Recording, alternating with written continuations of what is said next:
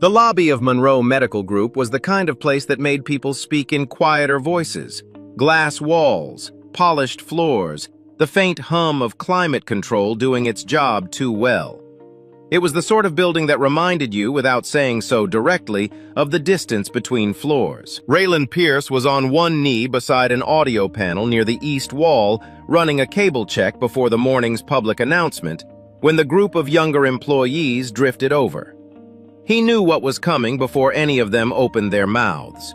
He'd seen that particular kind of boredom before, the kind that needed an audience and called it entertainment. "Hey, Pierce." Bennett Cross leaned against the column with his arms crossed. "You see her Monroe just walked in. Bet you won't go say something." The others laughed. Low, easy the way people laugh when they think nothing real is at stake. Raylan didn't answer.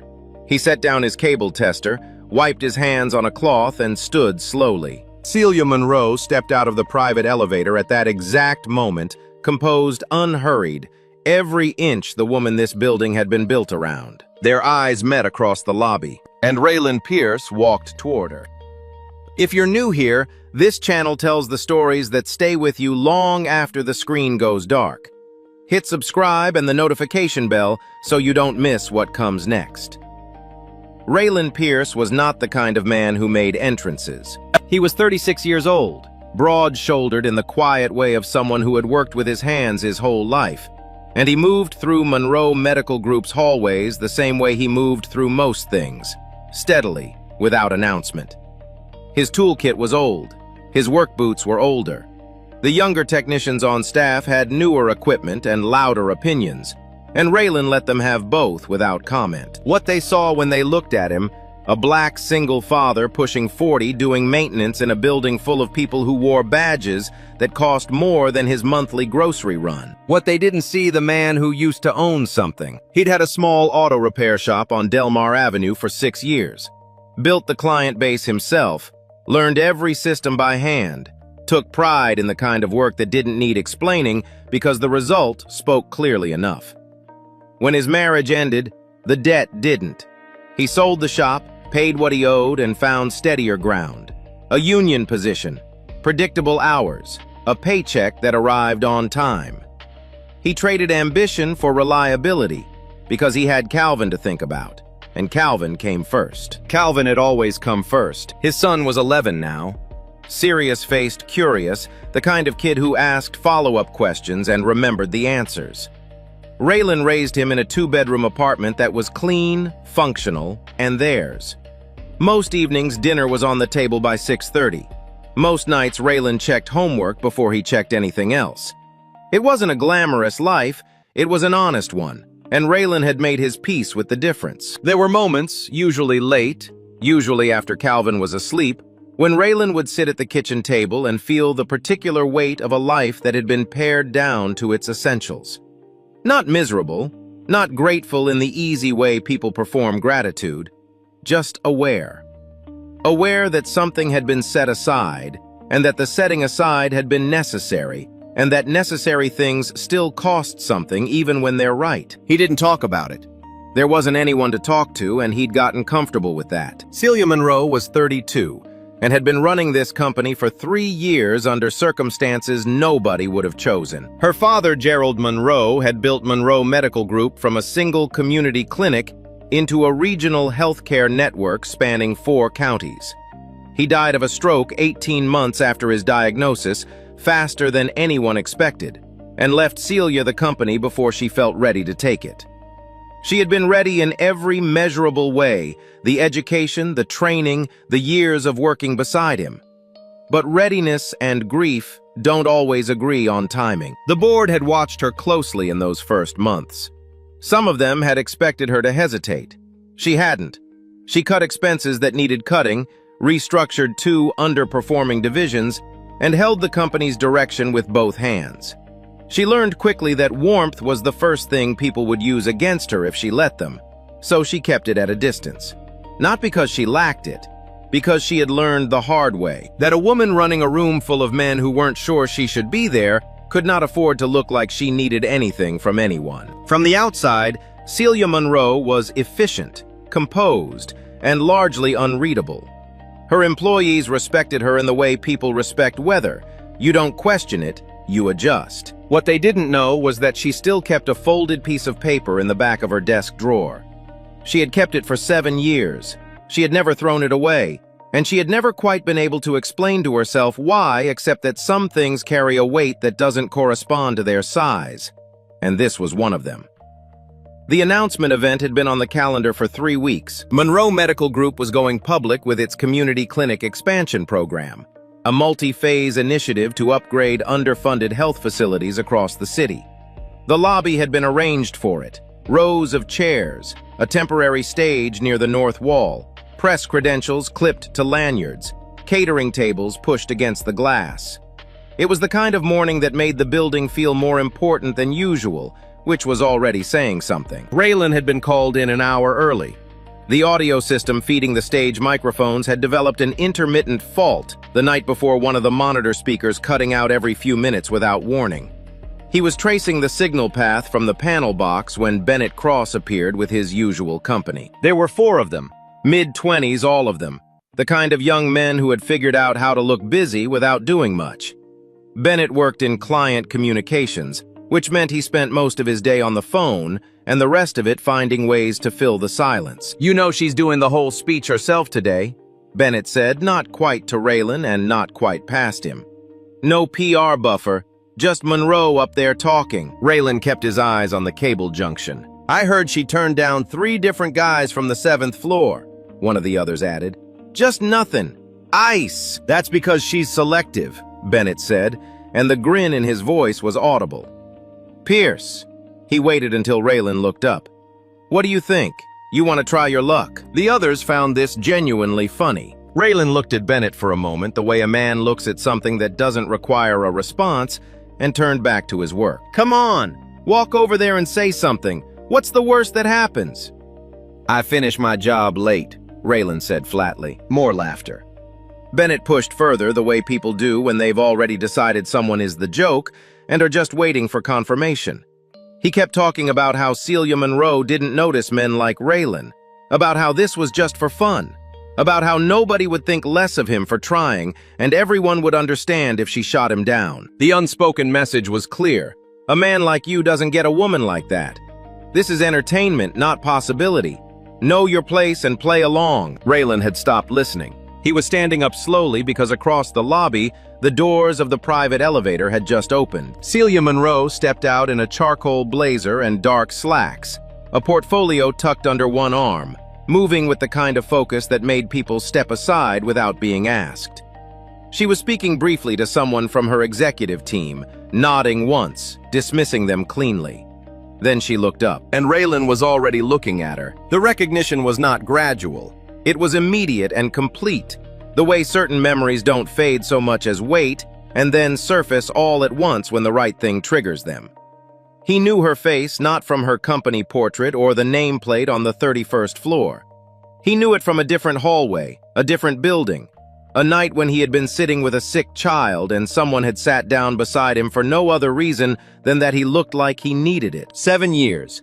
And she looked exactly like the woman who had talked him through the longest night of his life without once making him feel like he owed her anything for it. Celia had gone still in a way that had nothing to do with her usual composure. The portfolio shifted slightly under her arm. Her assistant said something to her and she didn't hear it. Raylan set down his cable tester. He wiped his hands once on the cloth at his belt. He crossed the lobby without hurrying, and when he stopped in front of her close enough that the ambient noise of the room fell away, he spoke quietly enough that only she could hear it clearly. "You're still the most beautiful woman I've ever seen in a hallway full of bad news." He held her gaze steadily. "And still the one I never had the nerve to call." The lobby did not go dramatically silent all at once, but the people close enough to see her face went quiet one by one, like a small wave moving outward from where the two of them stood. Because Celia Monroe, the woman this building had never once seen off balance, was standing completely still. And something in her expression had come open in a way that no quarterly report or board meeting had ever managed to put there. Bennett Cross, still standing by the column, had nothing left to say. The event proceeded as scheduled. Celia delivered her remarks cleanly, without hesitation, the way she did everything in front of an audience.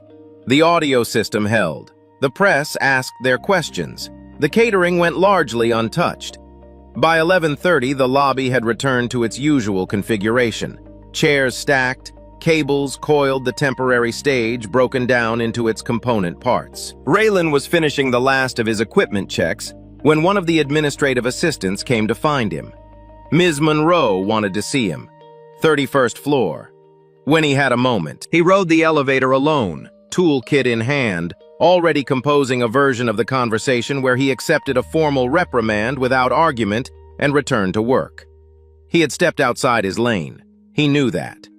Whatever had passed between him and Celia Monroe in that lobby was a private thing that had no business being performed in front of an audience. And if there were professional consequences, he would absorb them the way he absorbed most things, quietly and without making it anyone else's problem. The 31st floor was quieter than the rest of the building. Thick carpet muted lighting the sense of air being treated differently up here. Celia's assistant pointed him toward the corner office without a word. Celia was standing at the window when he came in. She didn't turn immediately. The city spread out behind the glass, flat, wide, mid-morning gray. "Close the door," she said. He did. She turned, then crossed to her desk and placed something on the surface between them. It was a small rectangle of paper folded twice, worn soft at the creases from being handled over years. Raylan recognized it before he picked it up. His own handwriting slightly rushed. The ink faded but still legible. A 10-digit phone number and his first name. He had written it on the back of a hospital intake form one morning in March, 7 years ago, at Northline Community Clinic, after a night he had not forgotten and had never expected to revisit like this. "I kept it," Celia said simply, without apology. Raylan set it back on the desk. He didn't speak right away. "I wanted to call," she continued. "About 2 weeks after that night, I had the number out and I was going to. Then my father had his first episode. Then the board started asking questions about succession. Then it was a year later and calling felt," she paused, "complicated. Like I'd be pulling someone into something they hadn't agreed to." Raylan looked at the paper on the desk. "I looked for you," he said. "Not right away, but I did. I knew your first name. I knew you'd been volunteering at Northline." He exhaled slowly. "A few months later, someone mentioned your father's name in connection with the clinic. Said Gerald Monroe's daughter had been doing shifts there. That's when I understood who you were." "And?" Celia asked. He met her eyes. "I was a man who'd just sold his shop and was figuring out how to keep the lights on for a boy who needed his father to have things figured out." He said it without bitterness, just as fact. "And you were going to run a company that your father spent his life building. I didn't think that was a door I had any right to knock on." Celia was quiet for a moment. The city moved behind the glass, indifferent and continuous. "I'm expanding the community clinic program," she said finally. "Phase 2 begins next month. I need someone on the assessment team who actually understands what those facilities need from the inside, not from a spreadsheet or a consultant's summary. Someone who has used them, who knows what it's like to sit in one of those waiting rooms at 2 in the morning and need it to work." She held his gaze. "I'd like that to be you. Not as a favor, not as something that changes what happened in the lobby this morning, because you're the right person for the work." Raylan looked at her for a long moment, long enough that the offer had time to be real, long enough for him to feel the full weight of what was actually being asked. It was not a small thing, and both of them understood it was not entirely about the clinics. "I'll think about it," he said. "That's all I'm asking," she replied. He picked up his toolkit. He walked to the door. He stopped with his hand on the frame and looked back once, the way a man does when he's already made up his mind, but isn't quite ready to say so out loud. Then he left. Celia stood at her desk for a long moment after the door closed, looking at the folded piece of paper still sitting on the surface between where he had been and where she was now. She had carried it for 7 years without being entirely sure why. She was beginning to understand. He said yes. 3 days later. He sent the answer through the facilities coordinator in writing, the same way he submitted maintenance requests. Clean, formal, no excess. He accepted the role on the assessment team for the community clinic expansion. He would provide operational evaluations of each facility's structural conditions, equipment reliability, workflow issues that didn't show up in administrative reports. His input would be documented and submitted like anyone else's on the team. He set those terms himself. Celia accepted them without revision. Raylan understood the risk he was managing. The moment word moved through the building that a maintenance technician had been added to an executive initiative, people would start constructing their own explanations. Most of those explanations would not be generous. He could not control what people said. He could control how he conducted himself, and he intended to conduct himself in a way that left nothing open to reasonable question. He kept his distance at the office. He spoke to Celia in meetings the way he spoke to anyone directly without performance. He submitted his written assessments on time. He did not linger in hallways or seek out additional contact. Whatever existed between them personally was not something he was willing to let bleed into a professional context that other people were watching closely and storing carefully. What he hadn't anticipated was how difficult that discipline would be. The first clinic visit was a facility on the west side of the city. Raylan walked the building the way he always walked buildings, checking load-bearing points, testing outlets, running water in every sink to assess pressure and drainage, noting which repairs were cosmetic and which were structural. He was filling out his condition report in the pediatric waiting area when he noticed Celia standing near the far wall, not reviewing documents, not speaking to anyone on her team. She was looking at the wall where someone had taped up a hand-drawn mural, crayon animals in uneven rows, block letters, spelling out the names of animals that children had apparently decided the artist needed to know.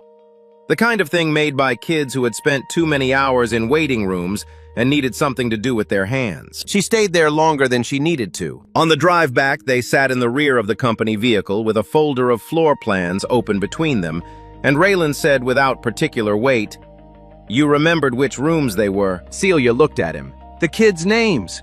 At the last 2 clinics. The staff mentioned them once and you didn't write anything down, but you hadn't forgotten a single one when you referenced them later." She looked out the window. "My father used to do that. He said if you can't remember someone's name, you haven't actually paid attention to them. You've just processed them." Raylan nodded slowly and didn't add anything. He didn't need to. The observation had landed where he'd meant it to, and they both understood that. It was on the 4th visit that something shifted in the quality of the silences between them. Not uncomfortably the opposite of that which was in some ways harder to navigate. They were reviewing a supply room inventory when Celia asked him almost as an aside what he thought of her office. It was the kind of question people ask when they're thinking of something else. Raylan considered it seriously. "Well designed," he said. "Good light, efficient layout." He paused. "But if you're planning to spend the rest of your career up there, you might want a chair that gives your spine something to be grateful for." Celia stopped writing. Then she laughed. Not the controlled, brief acknowledgement she used in conference rooms, but an actual laugh, unguarded and slightly surprised at itself. The kind that doesn't ask permission before it happens. Raylan watched it happen with the quiet attention of a man carefully storing something away. He turned back to the inventory sheet. But the corner of his mouth had moved, and he didn't correct it. The assessment coordinator who had accompanied them that day mentioned it to 2 people before they got back to the building. By the following morning, the administrative floor had heard that Celia Monroe had laughed, actually laughed, not smiled, not acknowledged, but laughed during a routine clinic visit with the maintenance technician. Nobody could quite agree on what to make of that, but everyone had an opinion. Northline Community Clinic was the 6th stop on the assessment schedule. Raylan had known it was coming. He had seen it on the list for 2 weeks and had not said anything about it to anyone. He told himself it was because there was nothing to say it was a facility like the others, it needed evaluation like the others. And whatever personal weight it carried was his business and not a relevant factor in a professional context. He was mostly convincing. They arrived on a Thursday morning. The building was older than the others. A converted storefront from the late 80s expanded twice, with different materials that didn't quite match the kind of structure that told its own history in uneven brickwork and mismatched window frames. The waiting area inside was narrow, the chairs worn smooth at the armrests, the fluorescent lights doing the best they could with what they had. A handwritten sign near the reception desk said the pediatric intake forms had moved to the second window. Someone had drawn a small arrow in red marker and underlined it twice. Raylan stood in the entrance hallway for a moment before starting his walkthrough. Celia came to stand beside him. She didn't ask why he'd stopped. 7 years ago, he said finally, Calvin was 4. He spiked a fever that wouldn't break, the kind that made him limp and quiet, which was scarier than the crying. I didn't have a regular pediatrician at the time. I was between insurance plans after the shop closed. This was the closest place open after 9. He walked slowly down the hall as he spoke, running one hand along the wall where the plaster had been patched and repatched in layers that didn't quite match the original color. We were here from about 10 at night until close to 4 in the morning. Calvin came down around 3. I was sitting in one of those chairs out there and I was... He stopped, chose the word with care. I was not doing well. I'd been holding it together all night for him, and the moment I knew he was going to be okay, something in me just stopped holding. He paused, and someone sat down next to me. Celia said nothing. She didn't ask if I was okay. She could see I wasn't. She just sat down and started talking about something else, something small and completely unrelated. I don't even remember the specific words. I remember the effect. It was like she understood that what I needed wasn't to talk about it, but to have someone be calm near me until I could be calm again. He turned to look at her. That was you. I know, Celia said quietly. You stayed until he was discharged. I remember every part of that night, she said. I've thought about it more times than I can count. They stood in the hallway without speaking for a moment. Down the corridor, a child was crying softly in one of the exam rooms. The low, tired cry of someone who had been at it for a while. A nurse moved past them with a clipboard, nodding once unhurried. I wanted to leave, Celia said eventually. Her voice was measured, but something beneath it was not. After my father died, I had plans, actual concrete plans to step back from the executive track and do something more direct. Clinical work or community health administration, somewhere I could see the results in front of me rather than on a slide. I had conversations with people about it. I was close. She paused. Then the board made it clear that without a Monroe at the top, they would restructure in ways that would dismantle everything my father built for the people he built it for. So I stayed. You made the right call, Raylan said. I made a necessary call. Those aren't always the same thing, and I stopped pretending they were about 2 years ago. He looked at her. Really looked at her. In the way he hadn't let himself do in the weeks of clinic visits and professional distance. It was the most unguarded thing he had heard her say, and she said it the way people say true things they have been carrying a long time. Not for relief exactly, but because the moment finally matched the weight of the thing. The expansion plan, he said, shifting his voice back to the work, but not entirely. The budget allocation in the briefing document's north line is getting surface work, paint new signage, updated intake materials. The electrical system in the East Wing is 15 years past its recommended replacement cycle. The HVAC unit in the pediatric room runs loud enough that a provider can't clearly assess a child's breathing in that space without asking them to hold still. Celia turned to face him fully. The clinics in higher income zip codes are receiving full structural upgrades, new equipment, full systems replacement. I've reviewed both sets of specifications. He kept his voice even factual. I'm not saying the disparity was deliberate. I'm saying the numbers show what the numbers show. Celia was quiet for a long moment. She looked at the patched plaster walls, the handwritten signs, the worn chairs visible through the doorway. People who have needed places like this, Raylan said carefully, know the difference between being helped and being used as the background of a good photograph. He didn't say it to wound her. She understood that immediately and completely, which was perhaps exactly why it landed the way it did, not as an accusation, but as something she already knew and had been working hard to look slightly to the left of. She stood in that hallway for a long time after he finished speaking, and the silence between them was the kind that happens when two people are both sitting with the same difficult truth, and neither one is willing to be the first to make it smaller. The rumors moved the way rumors always move in a mid-sized company, not all at once, but in increments, each retelling adding a small detail the previous version hadn't included. By the end of the second week, the version circulating on the administrative floor was that Raylan Pierce had been added to the expansion team because he'd said something to Celia Monroe in the lobby, and she'd been taken with him. The version on the facilities level was rougher. Bennett Cross had made sure of that. He wasn't loud about it. He was too calculated for loud, but he was consistent. And consistency in a closed environment does its own work over time. The implication in every version was the same. Raylan had found an angle and he was working it. A man like that always has an angle. Raylan heard pieces of it. He didn't respond to any of it. He had made a decision early in his adult life that he would not spend energy on people who had decided what he was before he opened his mouth. That decision had cost him some things over the years. It had also kept him intact in ways that mattered considerably more. He was 36 years old. He had raised a son, buried a business, and rebuilt a life. He did not have the time or the bandwidth to argue with Bennett Cross about his own character. What he could not dismiss as easily was Calvin. His son was observant in the careful way of children who have learned that the adults around them sometimes need watching. He noticed when his father came home later than usual. He noticed when Raylan sat at the kitchen table after dinner and didn't move to the couch. He had a gift for noticing the things Raylan didn't say and the patience to wait for the right moment. The right moment came on a Wednesday night while Raylan was cleaning up after dinner. "Dad!" Calvin was at the table with a textbook, open pencil in hand, not looking up. "Do you like Ms. Monroe?" Raylan kept wiping the counter.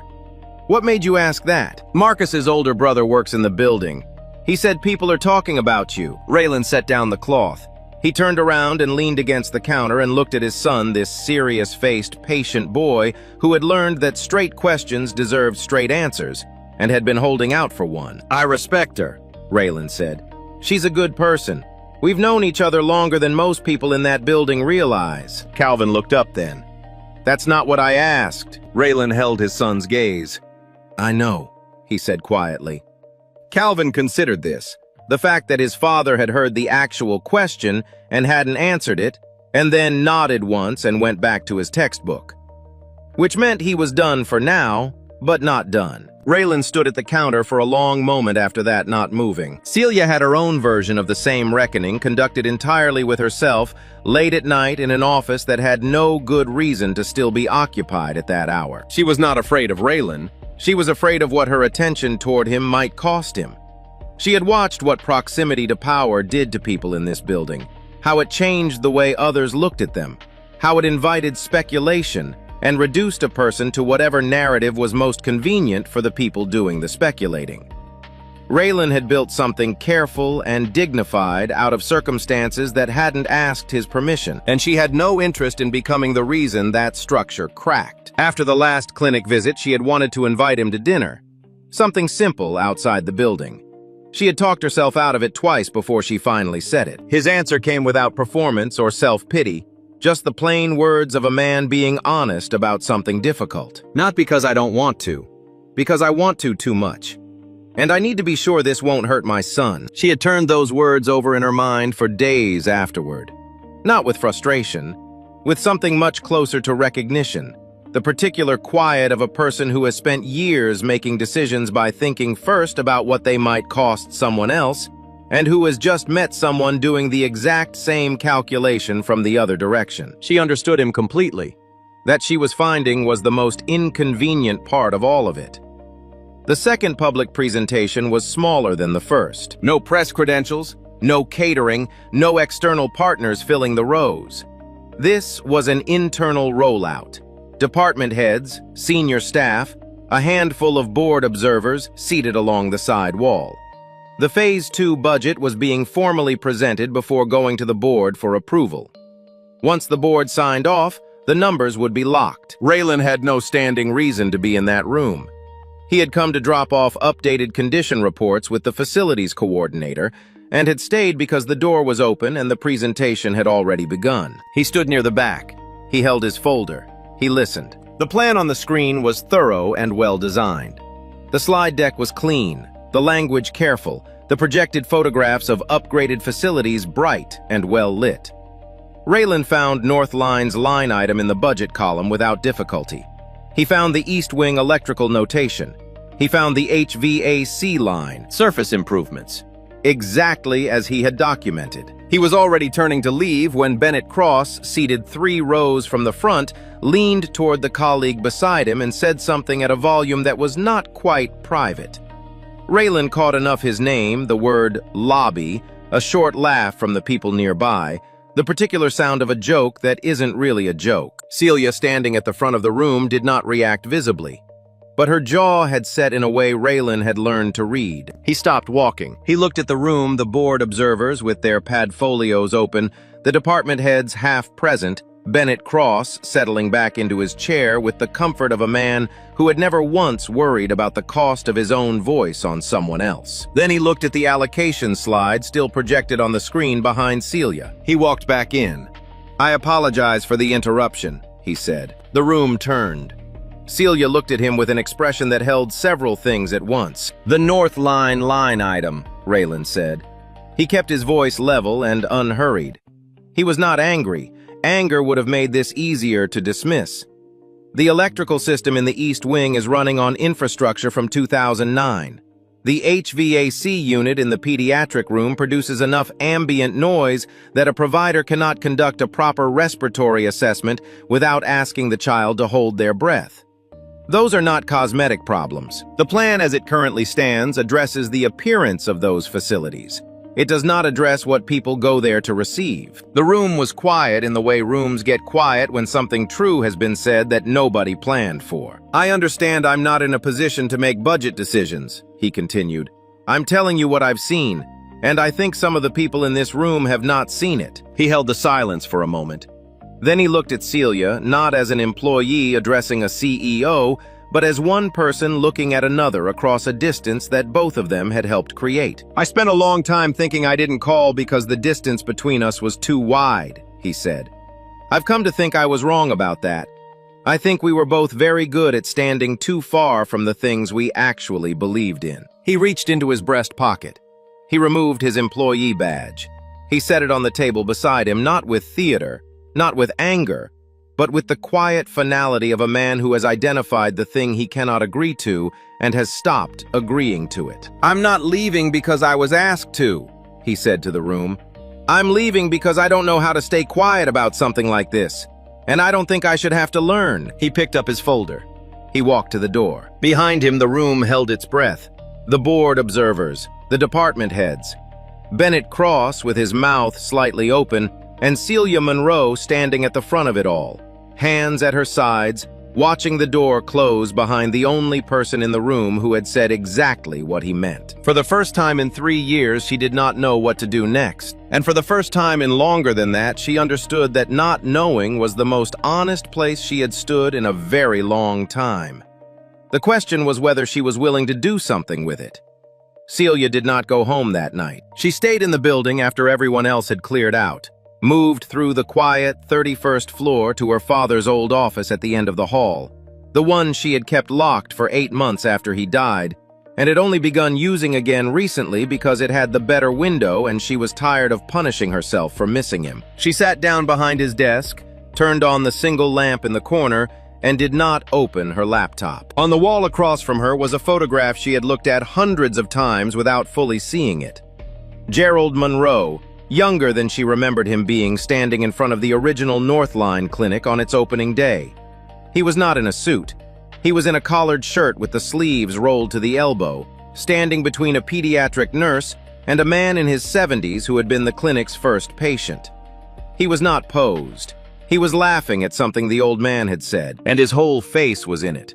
Not the careful, public-facing smile of a man conscious of the camera, but the real thing. Celia looked at that photograph for a long time. Her father had told her once she had been maybe 16, somewhere in the middle of an argument she couldn't now reconstruct, that the most dangerous thing a person in a position of power could do was become more loyal to the image of doing good than to the actual doing of it. She had written it in a notebook she still had somewhere. She had quoted it in her MBA thesis. She had cited it in her first address to the board. She had apparently forgotten to apply it. She sat in that office and allowed herself to be honest, in the way that is only possible when there is no one watching and nothing left to manage. She had known about the budget disparity in the allocation plan. She had reviewed the line items. She had told herself that the first phase needed to be viable, that perception mattered for sustained funding, that you couldn't fix everything at once. All of it was true. None of it was the whole truth. The whole truth was that she had been afraid.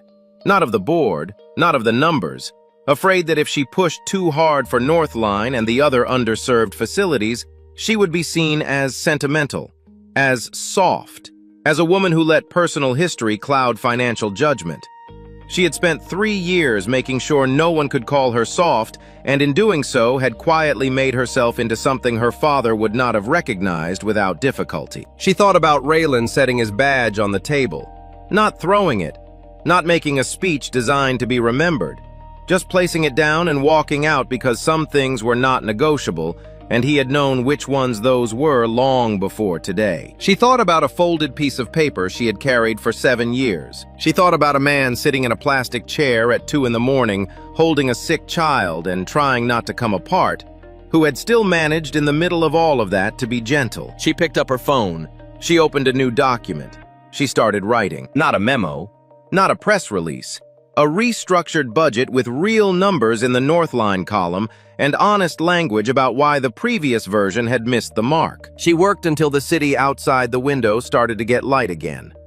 When she finished, she sat back and looked at what she'd written for a long time. Then she sent it to her assistant with instructions to schedule an all-hands for 10 o'clock. She had a lot to say. She was done finding reasons to say less of it. Raylan's apartment was quiet when he got home. Calvin was still awake, sitting on the couch with a book open in his lap, which meant he had been waiting without wanting to appear to be waiting. He looked up when his father came in, read something in his face, and didn't ask what happened. Instead, he got up and retrieved the old metal toolkit from the hall closet, the one Raylan had carried since before Calvin was born, dented on one corner, the latch repaired twice with mismatched screws. He carried it to the coffee table and set it down in front of his father and sat back down. "You always say a good man fixes what can still be fixed," Calvin said. He looked at the toolkit, then at his father. "Is this one of those things?" Raylan sat down slowly. He looked at his son, this boy who had his mother's eyes and his own stubbornness, and apparently a better sense of timing than most adults Raylan had ever known. "Yeah," he said quietly.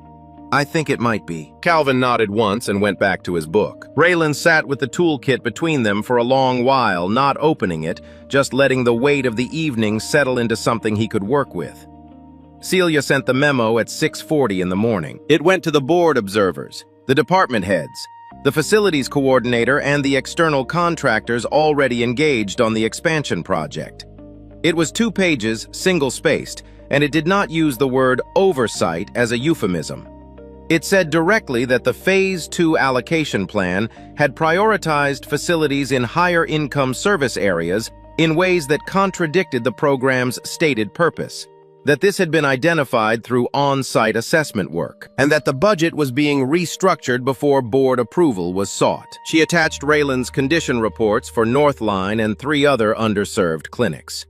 She did not soften the language in them. Then she booked the main floor meeting room for 10 o'clock and sent a second notice company-wide from the lobby reception team to the 31st floor that attendance was open. By 10, the room was fuller than she had expected. There was no stage, no slide deck, no catering, no press lanyards. Celia stood at the front of the room at floor level, a single printed document in her hand, and waited for the noise to settle. She saw Raylan near the back. He had come.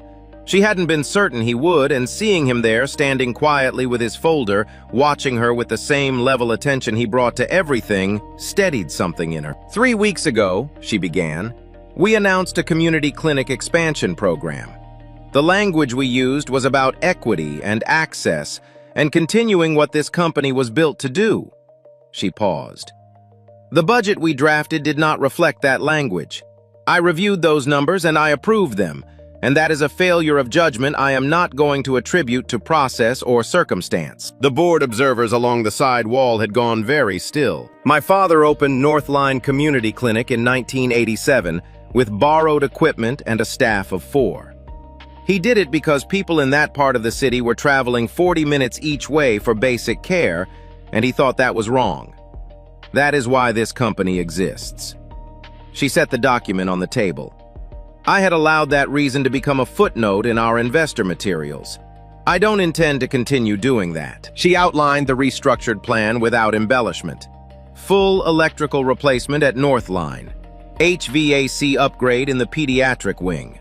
Structural assessments at 4 additional underserved facilities. Budget reallocated from 2 cosmetic renovations at higher income locations that had been included primarily for optics. When she finished, the room held its quiet. Then Celia looked toward the back of the room and her voice shifted, still clear, still steady, but no longer in CEO register. It was something more direct than that. 7 years ago, she said, I was volunteering at Northline on a night shift when a man came in with his 4-year-old son. The boy had a fever that had been running for hours, and his father was holding himself together by the thinnest margin I had ever seen in a person. I sat with them until morning. She held Raylan's gaze across the length of the room. That man showed me what it looks like to take care of someone when you are nearly out of the capacity to do it, and you do it anyway. I have been trying imperfectly to hold on to that lesson ever since. She stopped. The room waited. I should have called, she said quietly. To him and to herself, and to the years stacked between that hospital hallway and this one. I had every reason to, and I didn't. That was also a failure of judgment, and one that cost more. Raylan pushed off the wall. He walked forward through the quiet room slowly until he was close enough that the rest of it fell away. I should have looked harder, he said. I told myself it wasn't my place to. I was wrong about that. Celia looked at him steadily. We wasted a considerable amount of time. We did, he agreed. I'd rather not waste more of it. Raylan was quiet for a moment, not hesitating, just giving the moment the weight it deserved. Then he reached out and took her hand. Not for the room, not dramatically, in the plain, certain way of a man who has made a decision and is done deliberating about it. Then we won't, he said. Northline Community Clinic closed for 3 weeks in the fall for renovation. Not the kind that shows up in press releases. Not the kind designed to photograph well and remain cosmetic underneath.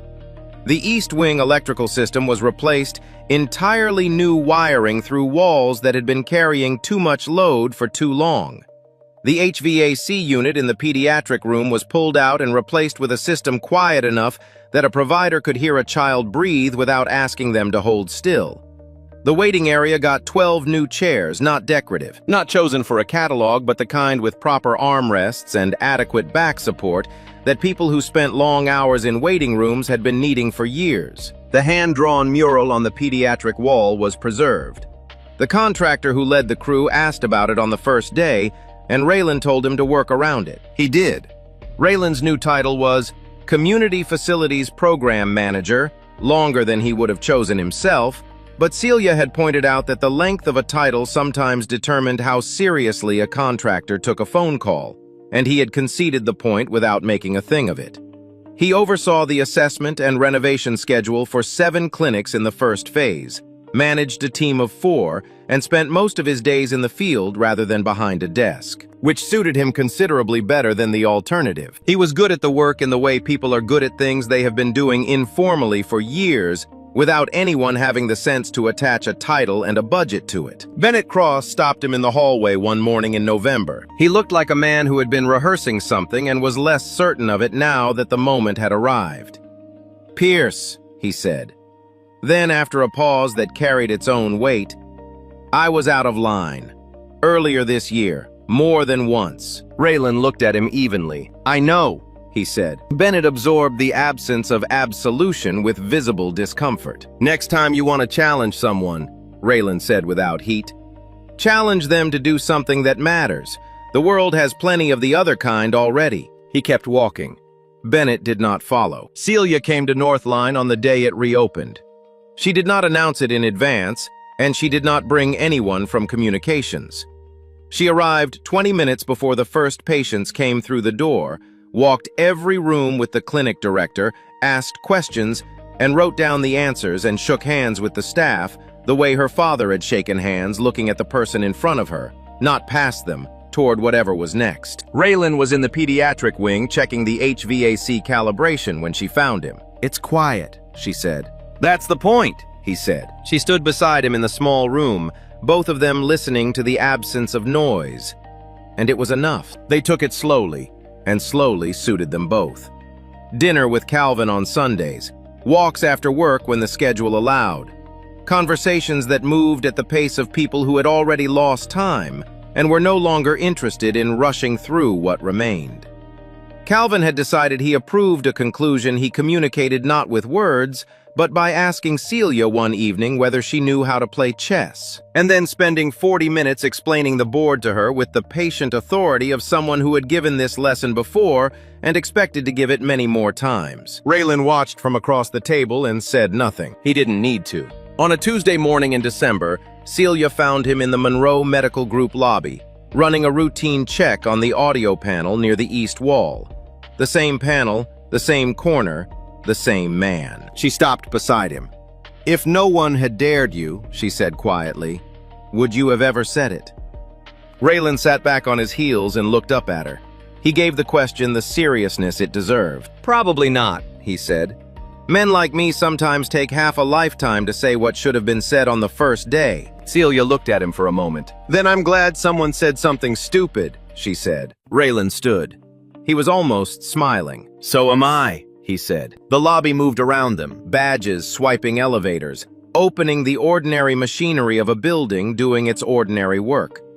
And in the middle of all of it, two people who had spent years at the edges of each other's lives simply stood together without drama, without apology, without any further distance between them. It was enough. It was, in fact, exactly enough. There's something this story keeps coming back to that I think a lot of us carry around without naming it. The idea that we don't deserve to step into someone else's life, that the gap is too wide, that we'd be a burden, that people like us don't get to want things like that. Raylan didn't lack confidence. He lacked permission, the kind we give ourselves or refuse to. And Celia didn't lack feeling. She lacked the courage to let it show in a world that had taught her that showing it was the same as losing. Most of the time, we're not actually afraid of rejection. We're afraid of what it means if we try and fail, what that says about who we are. So we make the decision for the other person. We step back before we've even stepped forward, and we call it wisdom, or realism, or knowing our place. But sometimes the most dignified thing a person can do is say the true thing out loud, even when the room is watching, even when it costs something, even when it's 7 years late. If this story stayed with you, if it reminded you of someone you forgot to call, or something you talked yourself out of, or a version of yourself you'd like to find again, share it with someone who needs to hear it. And if you haven't subscribed yet, this is the kind of story we tell here, every time. Hit the button and stay with us.